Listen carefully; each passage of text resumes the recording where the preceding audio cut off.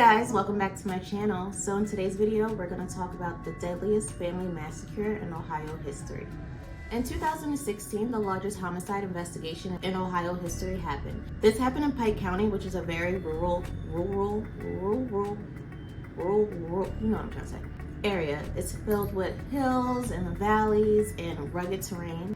It's more of a low-income neighborhood, and many people who live there have grown up there their whole lives. On Friday, April 22nd, 2016, at 7:49 a.m., 8 different bodies were found dead in 4 different homes. This was located on Union Hill Road in Piketon, Ohio. I'll tell you who the victims are. The victims were 40-year-old Christopher Roden Sr., 37-year-old Dana Roden, 16-year-old Christopher Roden Jr., 19-year-old Hannah Mae Roden, 20-year-old Clarence Frankie Roden, 20-year-old Hannah Gilley, 37-year-old Gary Roden, and 44-year-old Kenneth Roden. They were all ahead at point-blank range. Now let me quickly break down this family tree for you guys. So Christopher Roden Sr. and his ex-wife Dana Roden were married, and they had 3 kids. They had Christopher Jr., Frankie Roden, and Hannah Roden. Now, Hannah Gilley was Frankie's fiance. I hope you guys are keeping up with me. It's very confusing. It's a lot of people, but I'm trying to break it down for you, so keep following along. So Hannah was Frankie's fiance, and Gary was the cousin of the family. Kenneth is Christopher's older brother, which is Hannah's uncle. Are you guys following along? Found alive in the home was Hannah's 5-year-old baby, Frankie's 6-month-old baby, and also his 3-year-old baby. All the babies were found unharmed, and Hannah did have an older child, but she wasn't found at any of the locations. I just want to take time to describe the Rodens. The Rodens were such a tight-knit family.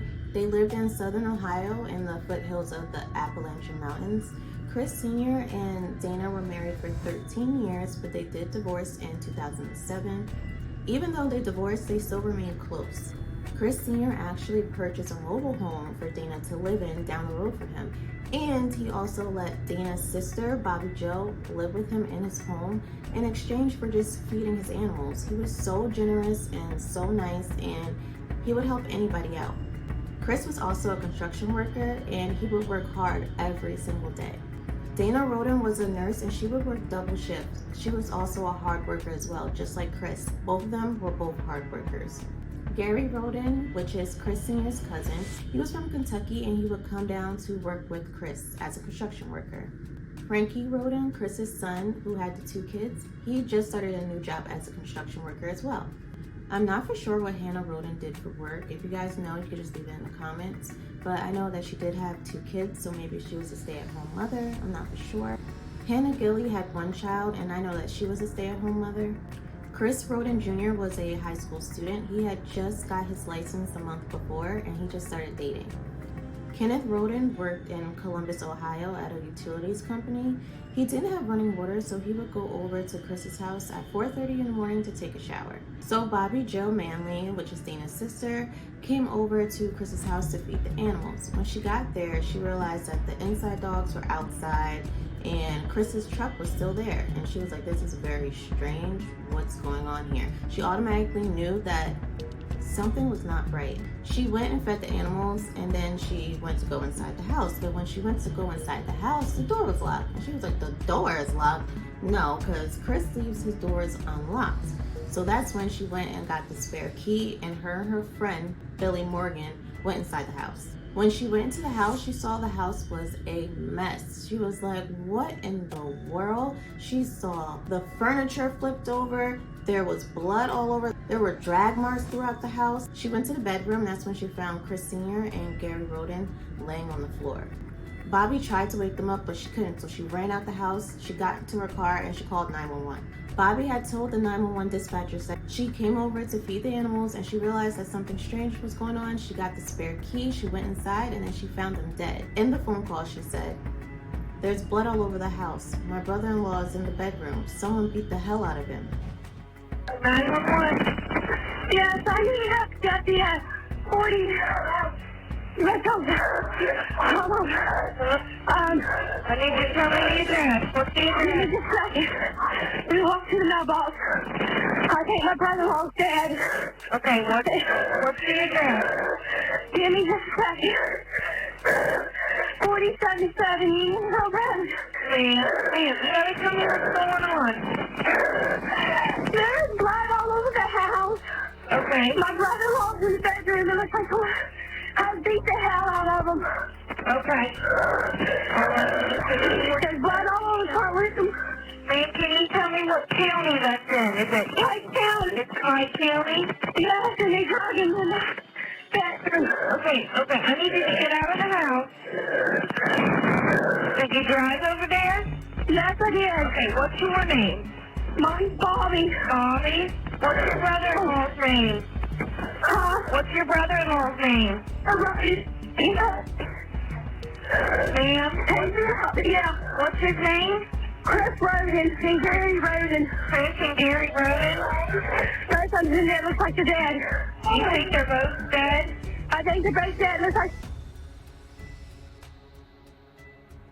No. Not that I know of. Okay. The doors was locked when we got here, but I know where the key was at. And I went in and they were laying on the floor. Bobby, I need you to get out of the house and I'm wait. done now. I'm Okay? standing outside right now. Okay, just stay out of the house. Don't let anybody go in there, okay? Yeah. All right, we got deputies on the way, okay? Thank you. You're welcome.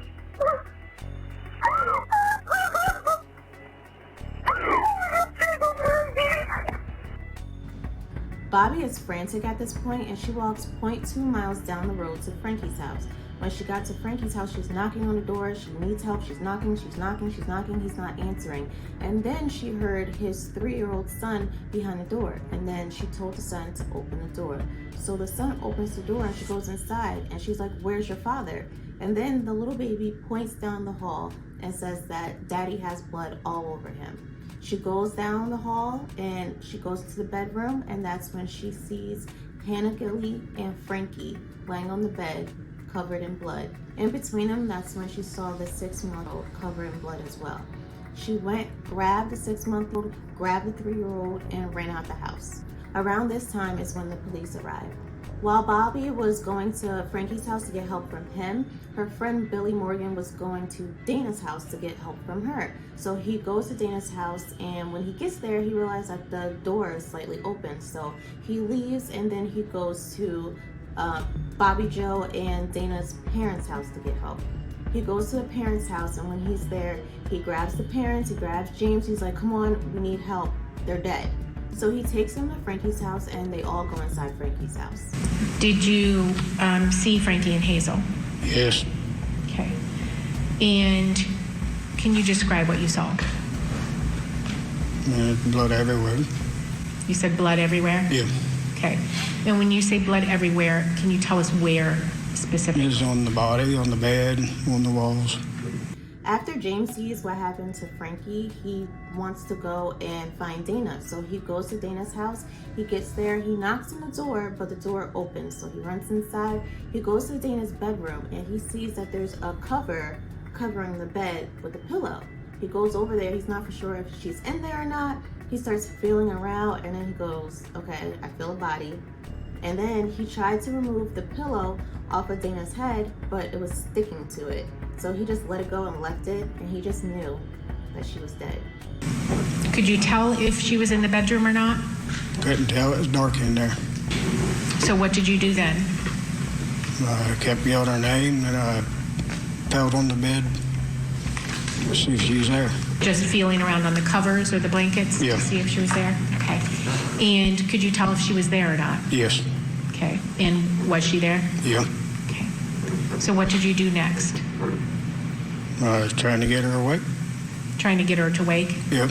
Okay. Were you like Just tapped her. with my patting on hand. her body? Okay. And still on top of the covers? Yeah. And then what did you do? And kept going up toward her head. And when you got to where you thought her head was, what did you do? I felt like a pillow over her head. I started to pick the pillow up, and you feel it stuck, and I just let loose of it and went out of the house. Okay. So you started lifting up the pillow, but you could feel that it was sticking Yeah. or it was stuck? Yeah. Okay. And you said then you ran out of the house or went I out of just the house? turned around and walked back out. Okay. And why did you do that? Like, what did you think? Because I figured she was dead too. Okay. What made you think that? Because where the pillow was stuck. He left out the house, and as he was leaving, he heard the 5-day baby crying. He couldn't go back for the baby. He just had to leave. So he left, and he went and got his wife, and he told his wife everything that happened. They went to go back to the house, and by that time, the police were there, and he told the police everything that he had witnessed. The police went inside, and they went to Hannah's room, and they found Hannah dead in her bed with her 5-day-old baby nursing on her boob. They took the baby out of her arms and gave her to the EMTs. They went to Chris Jr.'s room and they found him as well, dead in his bed. Then they moved on to Dana's room, and when they removed the pillow, they realized that she as well was dead in her bed. At this time, family members were arriving at the scene and they were trying to figure out what was going on. There were so many people arriving at the scene that the police told them to go to the church. So the family members went to the church, and there was about 150 of them in total. The police were taking information from the family members and also giving them information. And when the family members were sitting there, they realized that Kenneth wasn't there. So they ended up calling Kenneth to let him know what happened and to figure out where he was, but he wasn't answering his phone. But the family members didn't make it a big deal. They were like, oh, he's probably working in Columbus. We know he doesn't check his phone too often, so we'll give it a little bit of time. Around lunchtime, he still didn't call, so that's when the family members started to get worried. So his son and 2 other family members went over to Kenneth's house, which was 7.5 miles down the road. When they got there, the family members were like, you know what, since you're his son, just wait here and we'll go inside. They went inside and they discovered Kenneth dead. So they came back out and called 911. And when you say you found him, who did you find? I found Kenny. Can you tell us what condition you found him in? He had blood all over his eyes. And where was he located? In his bed. Did you believe him to be dead or alive at that time? He was dead. 911. There's Ty County, sir. Go ahead. Yeah. 911, can I help you? Yeah, I need a deputy to come out to close to 799 Ledford. Okay. It's all this stuff that's on the news. I just found my cousin with a gunshot wound. Okay. Sir, is he alive? No. Okay. You're at 799 Ledford? It's close to 799. I don't know what his address is. You don't have a box. You don't have a box. Okay. I'll be standing out by the roadway corner. What's your name, sir? Donald Stone. Donald Stone? Donald Stone. Stone? Yeah, I'm his cousin. What's his name? Kenneth Roden. Kenneth Roden? Yeah. Okay, sir. Are you out of the house? I'm out of the house right now. I just went in, hollered at him, and checked his arm out, and I looked up at him. He had a gunshot wound. Okay, sir. We're going to get deputies out there to you, okay? All right. Good morning. The police investigated the crime scenes and they realized that 3 different guns were used at 3 different locations. They found the same gun was used to shoot Chris Sr., Gary Roden, and Kenneth Roden, and a different gun was used to shoot Frankie, Hannah Gilly, Chris Jr., Hannah Roden, and Dana. At Chris's house, they found shoe prints that were made in blood. Jake is Hannah's child's father. They found a list of demands from Jake to Hannah, telling him how he would like his daughter to be taken care of. They also found custody documents saying that if Hannah Roden dies, that she wants Jake to take care of their child. And at the bottom of it, you can see that it was signed by Hannah. They also found a different document saying that if Jake dies, that his child will go to Angela Wagner, which is his mother, and that if George Wagner dies, that his child will go to his mother, which is Angela as well. It was signed by the both of them. Also at Chris's house, they found a brass catcher, shell casing, bullets, and a bug detector. They also found a burnt DVD camera system in a burn pit. The police did not find any DNA at the crime scenes. They couldn't believe that they found these bodies at different locations. They were baffled who could have done this, who could have killed 8 different people at 4 different locations. On April 25th, 2016, the police were searching the Rodens' properties and they found 3 marijuana grow operations throughout 4 different locations. And these locations were where the bodies were found. They also found guns and thousands of dollars in cash. So many rumors were going around because of this. They thought maybe the marijuana was in connection to the murders. Maybe this family has something to do with the drug cartel. There was something in connection, that's what they felt like. The police took this into consideration and kept this in the back of their minds. After investigating this, the police revealed that they did not believe that this was cartel related. They thought the killers were local and they knew the area, they knew the family, and they were targeted. They didn't think that the marijuana had anything to do with this. I want to urge anyone, any citizens that has any information concerning anything involving this horrible act to contact the Pike County Sheriff's Office, where we have BCI agents there. They're following up on every tip that comes in. There were over 100 police personnel investigating this crime, and over a year, they still haven't made any arrests. There were over 800 tips coming in, they did over 400 interviews, and they were no closer to solving these murders. The community was outraged and frustrated. In May 2017, the police and SWAT team went in search of property that was 10 miles away from the Rodens' property. On this property, there was a trailer that belonged to Hannah Child's father, which is Jake. We talked about him earlier, Jake Wagner, the one with the documents, and we talked about him earlier. So they found out that he worked on cars at this property, and also he had dropped something off a week earlier. So the police were interested in his property and they searched it.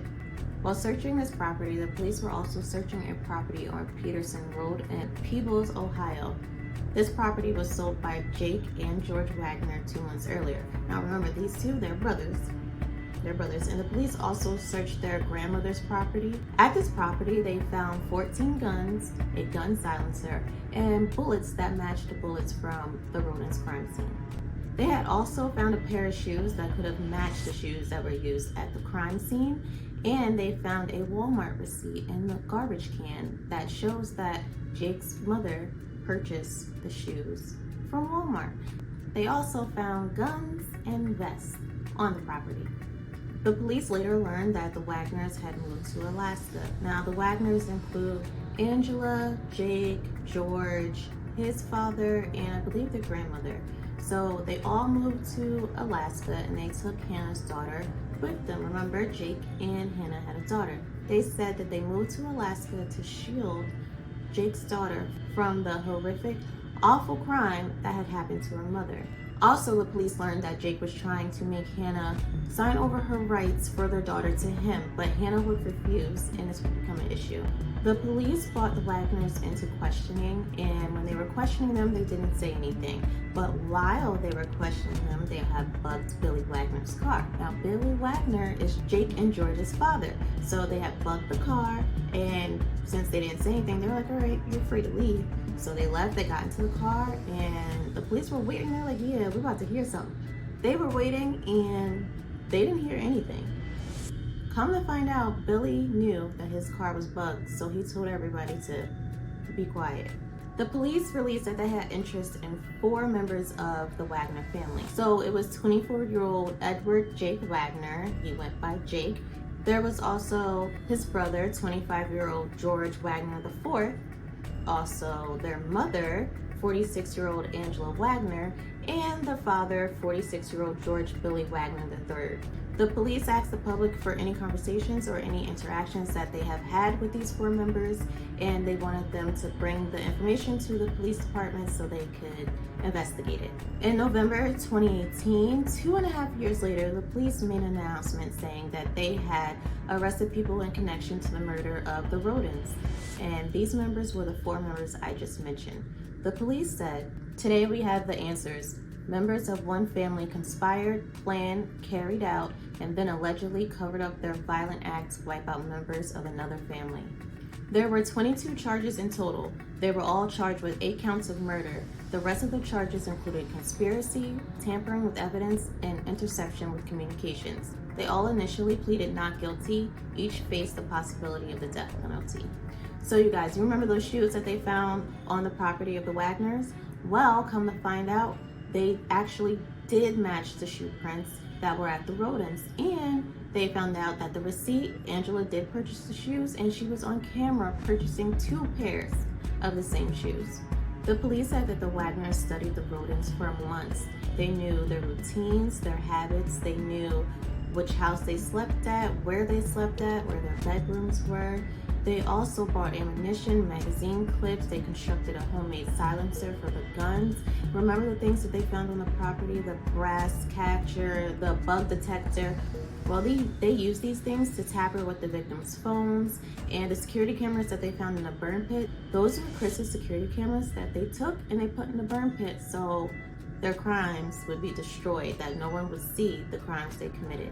So you remember the grandma I was talking about? Well, one of the grandmothers is George's mother. Her name is Frederica Wagner. And the other grandmother is Angela's mother. Her name is Rita Newcomb. Both of them were charged with obstructing justice and perjury. So they were involved as well. The whole Wagner family initially entered a plea of not guilty for all of these crimes. Well, come to find out, in June 2019, Frederica said that she did not commit these crimes, and the police were like, no, you were involved because we found the vests at your property, and they believed that the Wagners wore the vests and committed the crimes in them. And she was saying that she had bought the vests after the crimes were committed, and then she actually showed them a receipt from eBay showing that she did buy the vests after the crimes. So the police were like, damn. So they had to drop the charges against her. So y'all remember the documents that they found at the Rodens property? Well, come to find out, those documents were falsified by the grandmother, Rita. She had falsified them. And she pled guilty to 1 count of misdemeanor obstructing official business. So the prosecution decided to drop the other charges against her. She admitted she forged Hannah's names on the custody agreements. So now both of the grandmothers aren't charged with anything to do with these murders. So the grandmothers got off scot-free. They were like, I ain't do it. So guys, something happened to my video. I don't know what happened to it, but the footage got lost, so I'm doing a voiceover, so here you go. On the 5-year anniversary of the massacre on April 22nd, 2021, Jake pleaded guilty to 8 counts of aggravated murder. He said he killed 5 members of the Roden family and he shot a 6th person. He also admitted guilt to felony conspiracy, aggravated burglary, unlawful possession of a dangerous ordinance, tampering with evidence, forgery, unauthorized use of property, interception of wire and oral communications, obstruction of justice, engaging in a pattern of corporate activity, and unlawful sexual conduct with a minor. For Hannah, his ex-girlfriend, who was 13 when their relationship began. The conditions of his plea deal were that he would agree to testify against his dad, mom, and older brother as long as the death penalty was removed from their case. There's blood all over the house. A senseless tragedy in small-town America. This was a pre-planned execution. It was a feud between families that ended with multiple murders. Came in like thieves in the night and took 8 lives. George Wagner faces murder charges in connection with the killing. Wagner's brother and parents also charged. It's very much a family affair. All for one, one for all. It's a chilling story. It will be an intense trial. I know you all are wondering, why would Jake want to kill every single member in the Roden family? Like, what was so bad that would make him want to kill all of them? Well, I'm about to tell you why he decided to do this. During the investigation, it was learned that Jake and Hannah began a relationship when Hannah was just 13 years old. And by the age of 15, Jake was 20, and they had had their child together. After this, Hannah didn't want to be with Jake anymore, so she broke up with him. And she ended up getting a new boyfriend, and they ended up having a child. Jake was so upset and infuriated by this that he was threatening Hannah. He also told Hannah that he wanted his name to be put on her newborn baby's birth certificate. Hannah was like, absolutely no. And Jake also told her that he wanted her to sign over her rights to him. And Hannah was like, absolutely no again. Jake had threatened, chased her, and strangled her and said, I'm going to kill you and I'll put your body where no one will ever find it. Jake also had his family to draw up custody documents so Hannah could sign over her rights, but Hannah refused. She just kept refusing. She wrote in a Facebook message, I'll never sign papers ever. They will have to kill me first. This message was seen by the Wagners because they were hacking into George's, which is Jake's brother's wife's, Facebook, and they saw the messages between them. The Wagners were hacking people's Facebooks without them even knowing, and this was going on for months. 4 months later is when they would all be found dead.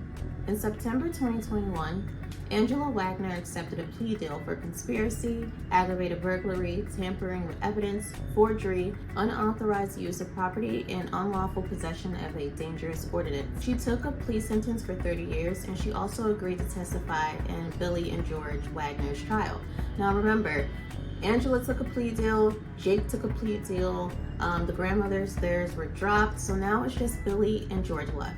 So why did this all happen? These murders happened after a period of 3 months of planning and plotting and purchasing and preparing and executing 8 individuals of a family.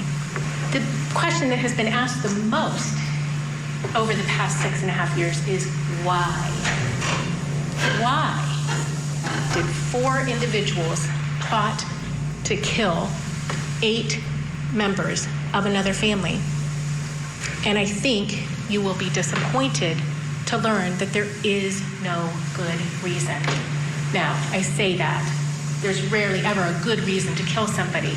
But you, at some point in the middle of this trial, or certainly by the end of this trial, it will dawn on you that these murders should have never happened. It was the result of a series of misguided decisions by the defendant and his family. The Wagners that had pled guilty had given an account of what happened that night. So Hannah had lived with Jake, George, and Angela on and off for a while. Jake had once told Hannah while she was pregnant that she needs to figure out where she wants to live because Sophia, their daughter, is going to live with him no matter what. Hannah just couldn't take it anymore and she decided to leave Jake. She decided to leave him because of the abuse and the controlling nature that the Wagners had. They controlled every female in their family. They would fat shame Hannah, and also they would call her ugly names. Jake was very upset that Hannah wanted to leave and he wasn't going to be able to control her anymore. So he told his family, and his family completely understood how he felt and was like, this is wrong, she can't do this, and we have your back. After Jake, Hannah had dated 2 guys and she found out she was pregnant, but the guy she was currently dating, it wasn't his child. So she let him know this, and that guy was completely understanding. He was like, I love you, I'm gonna stick beside you. Jake was furious that Hannah had gotten pregnant, and he was trying to get her back, and he wanted to be in a relationship with her, but she didn't want to go back to him. He was even threatening Hannah, saying that he wouldn't give their daughter back until she agreed to be with him, and Hannah wasn't going for it. The Wagners got together and decided to take a vote on if they should kill the Rodens or not, and they all voted yes because they believed that was the only way that they would gain custody of Jake's daughter. They had planned these murders for 3 months. Angela had bought a phone jammer and a bug detector. They had bought a truck and modified it to look differently. They even put hay in the back of their truck so it could look like it was full back there. They knew that different people were in and out of Chris Sr.'s house, and they said whoever was in there was going to die that night. But their intended target was Chris Sr. because they knew that he was the patriarch of the family, and if they did not kill Chris, they knew that he would go to the police and retaliate. Jake said Hannah's whole family had to go because they all knew about the abuse Jake was doing to Hannah, and they knew that the family would go to the police and then Jake would get arrested. So Jake said everybody has to go. Jake's favorite show was The Walking Dead, and he had fashioned himself and his brother to look like the main characters of the show. Even that night, he had watched a little bit of the show before he committed the murders. They decided to put their plan into effect on April 21st, 2016. Usually Chris Jr. would have his friends over, but he was grounded that night, so he wasn't allowed to have any company over. Also, Hannah's boyfriend was supposed to come over, but he wasn't able to come over because he had to go and fix his sister's plumbing, so he didn't come over that night. Billy Wagner had gotten in contact with Chris Sr. and he said he wanted to set up a meeting so they could do a drug deal. Chris agreed to this meeting. Chris didn't know that this was actually going to be an ambush. Are you suggesting that then the arrival at the premises there on the evening of the death was expected? Chris Sr. expected to see Billy Wagner that night. He did not know that Jake and George were present because they were hidden. At 10:30 p.m., Jake, George, and Billy exited their house. They put on new clothes, new shoes, and ski masks. Jake and George got into the back of the bed of the truck underneath the hay, and they hid under there while Billy drove to Chris's house. Billy went and knocked on Chris's door, and then Billy went inside the house with Chris, and he was gone for a little while, and then he came out later on and then opened the gate for them. Jake and George slithered under Billy and Chris's truck while Chris and Billy, sorry, so confusing all these names, while Chris and Billy were walking around the property. George was supposed to shoot Chris from a distance, but he froze and he couldn't do it. Jake had taken the gun from George since he froze. Billy came over to him to check to see what's going on, but was taking so long. And then he walked back over to Chris, and to buy some time, he was like, Chris, can you call my phone? Chris tries to call Billy's phone, but it didn't work because the battery died because of the phone jammer they had planted. So that didn't work, and then Billy's like, okay, it's working. While this was all going on, Angela has stayed back at the house. Angela is the mother, right? Angela is Jake and George's mother. She is the wife to Billy. She has stayed back at the house, and she was using their phones to pretend like they were still at the house. So, you know, she's leaving a trace to show that they're at the house. They're not at Chris's house trying to commit murders. No. Chris starts to walk towards the front door, and then Jake him in the doorway. Billy went and Chris Jr. and Gary. After this, Billy came running out the house saying that he just his friend, and he was hysterical. He couldn't believe what he just had done. Christopher Sr. had 9 in his face, torso, and extremities. He also had pieces of wood stuck in his face from the gun hitting the door frame. Christopher Jr. had 4 to the head, and Gary had 3 contact wounds to the head. Jake went and got the DVR system to destroy it, while Billy and George dragged the bodies into Chris's bedroom. They then went back to Chris Sr.'s house, got into his truck so it could look like it was Chris, and they drove over to Dana's house, but Dana wasn't home because she was working her double shift. They wanted to drive back to Chris Sr.'s house, so on the way to Chris Sr.'s house, they drove past Kenneth's house to see if he was there, and then after they made it to Chris Sr.'s house, they went and drove to Frankie's house. Jake tried to open the back door with a knife to get into the trailer, but he wasn't able to, so he found a window and got into the trailer through there. Jake saw the 3-year-old sleeping on the couch. He went to Frankie's room and Frankie and Hannah. Hannah Gilly was 5 times to the head. Frankie was 3 times to the head. 2 were contact wounds as indicated by soot from the gun on his skull. They all got back into Chris's truck and drove to Dana's house. They all went inside Dana's house because they thought that Dana might have company over and they wanted to be prepared for whatever was to come. So they went inside, and Jake went into Dana's room and he saw she was on the phone. He got her, and Hannah heard something going on, so she's looking towards the doorway, and Jake quickly went to Hannah's room and then got her. He took the 5-day-old baby and placed her so she was still able to nurse from Hannah, and then he went to leave out the room and he heard Dana still making noise. So he went back into Dana's room and he got her some more. He then went to Chris Jr.'s room and shot him while he was still sleeping. Dana was shot 5 times in the head, Hannah Roden was shot 2 times in the head, and Chris Jr. was shot 4 times in the head. They then went back to Chris Sr.'s house. I don't know why they're driving and passing by houses and going to this house, going to this house, going back to this house, back to, like, it's so much. I'm surprised they did not get caught.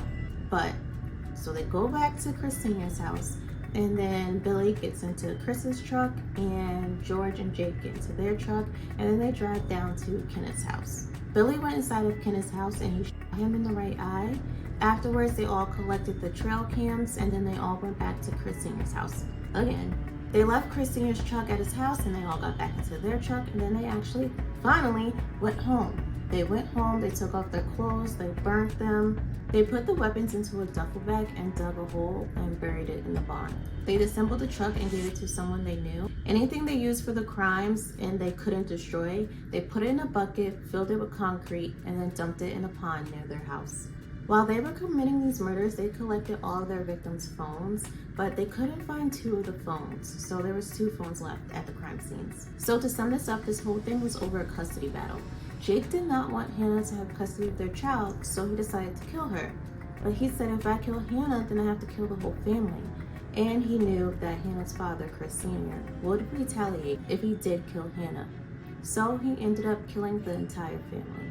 So that's the end of this video. Don't forget to like, comment, and subscribe. Make sure you're subscribed.